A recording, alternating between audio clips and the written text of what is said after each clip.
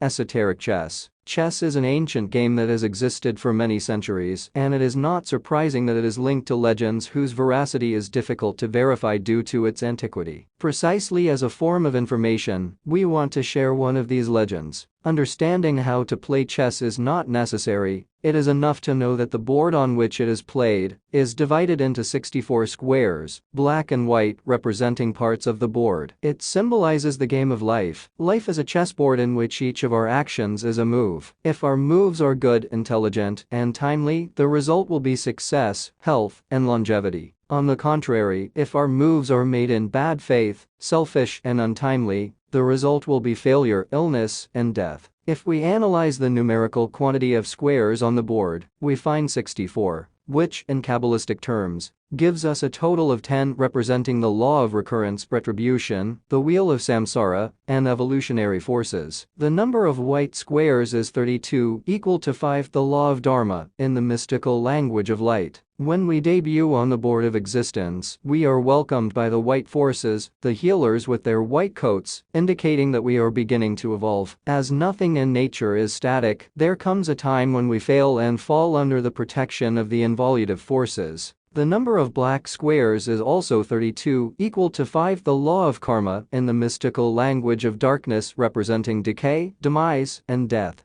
Good and evil do not exist. Something is good when it benefits us and bad when it does not. Good and evil are matters of egoistic and capricious conveniences of the mind. The man who invented the fateful terms good and evil was an Atlantean named Makari Conversion, a distinguished member of the scientific Akkadian Society. Located in the submerged continent of Atlantis, the old wise archaic sage never suspected the severe harm that his invention of these two little words would cause to humanity. The pawns, when focused on the military aspects, especially in medieval courts, symbolize the soldiers of the king, the foundation of the pawn's plans to advance. They are a germ of weakness that is created. The 8 pawns represent the 8 virtues of the mother of Kundalini: understanding, will, righteous speech, righteous thinking, righteous feeling, a righteous way of earning a living, peace, and love. They also represent arcanimate of the tarot, the pattern of measures, justice. When we focus on the military aspects, especially in medieval courts, the pawns symbolize the soldiers of the king, the foundation of the pawn's plans to advance. They are a germ of weakness that is created. The 8 pawns represent the 8 virtues of the mother of Kundalini: understanding, will, righteous speech, righteous thinking, righteous feeling, a righteous way of earning a living, peace, and love. They also represent arcanimate of the tarot, the pattern of measures, justice. The towers symbolize a state of alertness, perception, and novelty. In the Great Mysteries, the neophyte was given a chisel and a hammer to polish the 2 columns of the temple, the white and the black, or better said, the Doric and the Ionic. The foundations of the tower in medieval times were made of stone, a shining symbol of sexual energy.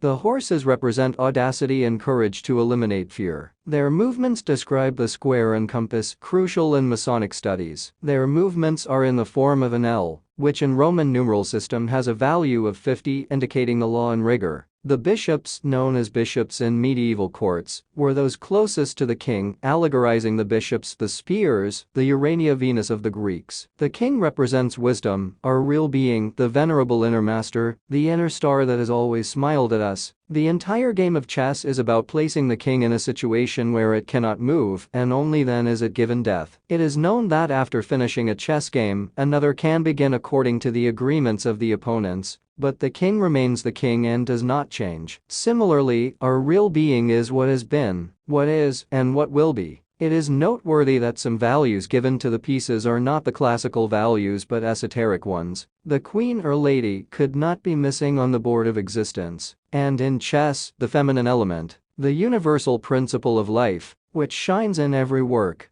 God himself is the king unfolded in woman, the eternal love that flows and ebbs in all creation. Since childhood, we long for her tenderness, because she is the other half of our being, and vice versa. Without the queen in a chess game, we feel devoid of supreme power. We are lost. If we undertake a transcendental study of different cultures, we see how, behind the glory of great men and luminaries, there has always been a woman, like the priestess of Thebes amidst torches, speaking to the crowds, like the priestess of mystery temples, reigning in Egypt as the Vestal of Delphi. Under the name of the Pythoness, a great master said, The summit of beauty is woman, nature, music, flowers, a landscape. A child moves us, but a woman not only moves us, but attracts us, inspires us, and provokes us. The freedom of the queen's movements on a chessboard is formidable. The fundamental values of chess are time, that is, speed in executing plans, space, the domination of the greater number of squares. If projected in chess moves, they are well executed and sufficiently forceful. If development and circumstances have been marvelous, the result will be victory. In life, man faces innumerable problems. Each person needs to know how to solve each of these problems intelligently. Every chess player knows that every solution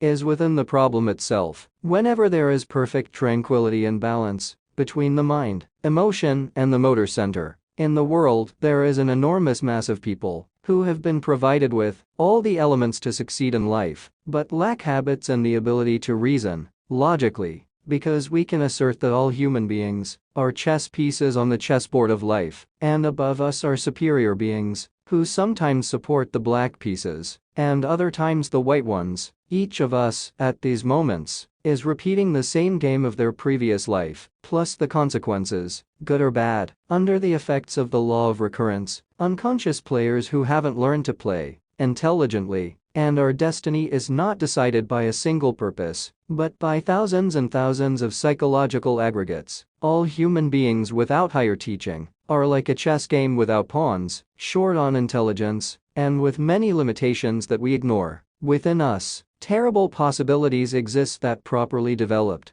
would lead us to final victory. Therefore, Gnosis invites us, through the science game, to be true players, intelligent and conscious, as well as to move within higher forces and notes that will make us real and true men. 5. Synthesis of esoteric chess in practice. Arcane work in esoteric chess. The king and the queen, symbolizing man and woman, working on the great work, a ZF. The bishops are the spear and the scythe, symbolizing in this way the Divine Mother, manufacturing bodies and disintegrating defects. The horse symbolizing the strength acquired through work with transmuted sexual energy, also symbolizes intelligence, friendship, and triumph. The rooks symbolize the astral body and mental world. The yak and salute, bows made at the entrance of every temple, and that the man and the woman must do when going to sexual work, a ZF. The pawns, indicating the 8 virtues of Kundalini that we must conquer to be accepted by Devi Kundalini. The board is the game of life, and we don't know if we are playing the last game. The black and white squares that sometimes give us strength, the black ones and other times the white ones, positive and negative, balance in everything.